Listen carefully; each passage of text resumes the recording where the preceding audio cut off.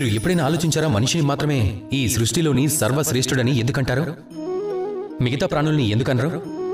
ఎందుకంటే మనకున్న తెలివి మంచి చెడులను గ్రహించగలదు కనుక, వివేచించగలదు కనుక.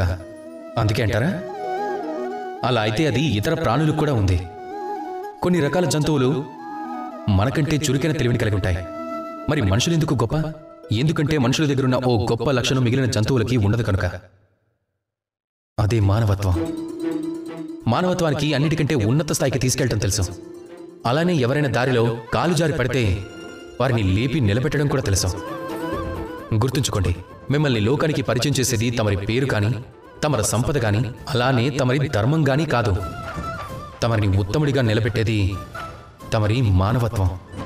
సందర్భానికి తగినట్టు మానవత్వాన్ని నిలబెట్టండి. ఇతర మనుషులకు తోడ్పడండి, ప్రాణులకు సహాయపడండి. మీకోసం మాత్రమే జీవించడం అనేది పశువుల ప్రవృత్తి.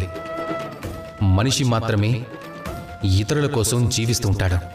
మనిషి మాత్రమే ఇతరులను జీవింపచేస్తూ ఉంటాడు.